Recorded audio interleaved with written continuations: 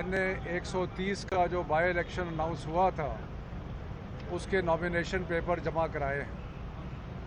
तहरीक इंसाफ हर वक्त आवाम के पास जाने के लिए तैयार है। इनफैक्ट हम तो ये चाह रहे हैं कि इलेक्शन हो, सारे मुल्क में इलेक्शन हो, क्योंकि आवाम की जो आवाज़ है वो ऐवान इक़्तिदार में सुनी जाए। इस वक्त जो सूरत हाल आपको नज़र आ रही है मुल्क की, पिछले 10 महीनों में जिस तरह इन्होंने तबाही फेरी है मुल्क की, जिस तरीके से महंगाई ने लोगों की ज़िंदगी जो है अजीरन कर दी है, जिस तरह लोग ठाड़े मार रहे हैं, जिस तरीके से इन्होंने हुकूमत की है। पेट्रोल जो है वो महंगाई की एक ऐसी सतह पे पहुंच गया है कि आम आदमी तो अब अफोर्ड ही नहीं कर रहा, और वो भी नापैद है। पेट्रोल स्टेशनों के ऊपर तेल मिल ही नहीं रहा। तो ऐसे हालात में जब इन्होंने मुल्क को आखिरी हद तक पहुंचा दिया है, उस वक़्त इंतखाब के अलावा और कोई रास्ता नहीं है ताकि अवाम की ताकत से जो भी हुकूमत आए वो अवाम की ताकत से ये सारे जो मामलात हैं मुल्क के, इनको बेहतर करे। ये जो इस वक्त एक अफरा तफरी इन्होंने पैदा की हुई है, एक सरासीमगी है सारे मुल्क में, उसका अजाला किया जाए। तो वो एक ही तरीके से मुमकिन है, वो है इलेक्शन। और हम इलेक्शन के लिए तैयार हैं। हम ये बाई इलेक्शन के लिए भी तैयार हैं। हम सूबाई इलेक्शन जो हैं, जो 90 दिन के अंदर हर कीमत पे होने चाहिए, उनके लिए भी तैयार हैं। मेरे साथ मियाँ महमूद रशीद साहब और मुराद राज साहब जो मेंबर प्रोविंशियल असम्बली थे वो मौजूद हैं। हमने डिज़ोल्व की, एक सेक्रीफाइस दी कि हमने प्रोविंशियल असम्बलियाँ डिज़ोल्व की इसलिए कि फ्रेश मैंडेट अवाम का आए, लेकिन ये अब उससे भी भागने की कोशिश कर रहे हैं। जिधर देखें ये भाग रहे हैं, इलेक्शनों से भाग रहे हैं, अवाम के पास जाने से भाग रहे हैं, लेकिन हम इनको भागने नहीं देंगे। आखिर जमहूरियत में अगर कोई रास्ता है तो वो इंतखाब का और अवाम की का रास्ता है, उसके अलावा और कोई चारा नहीं है। मैं इसमें ऐड करूंगा जी कि पाकिस्तान की तारीख में कभी ये मिसाल नहीं मिलती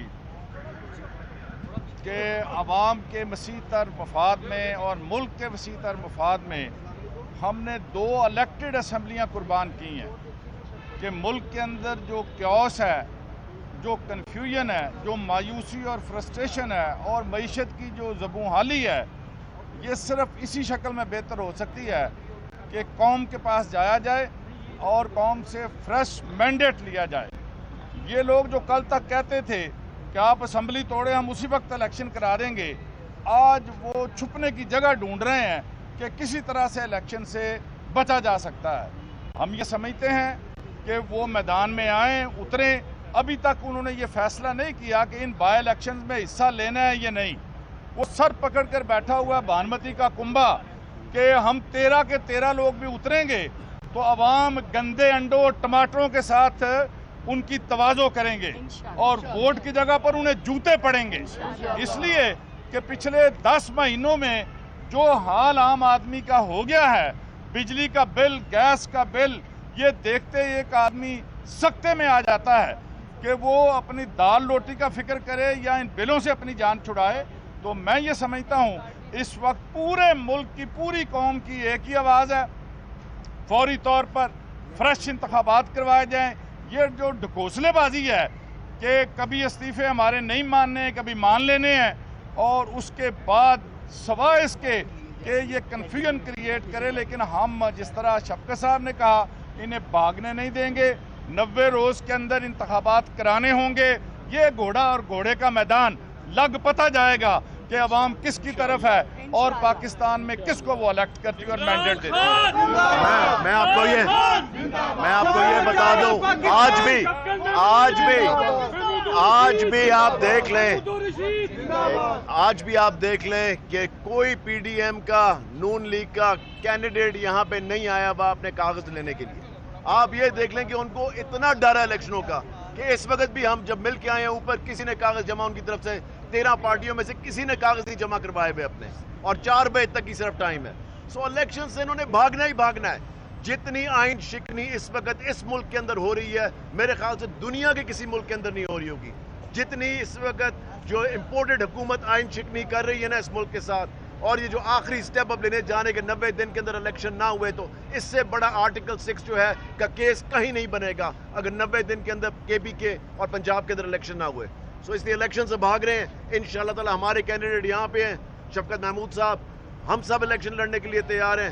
انشاءاللہ تعالی ووٹ صرف عمران خان صاحب کے نام کو پڑے گا اور کسی کو نہیں پڑے گا. کون بچائے گا پاکستان؟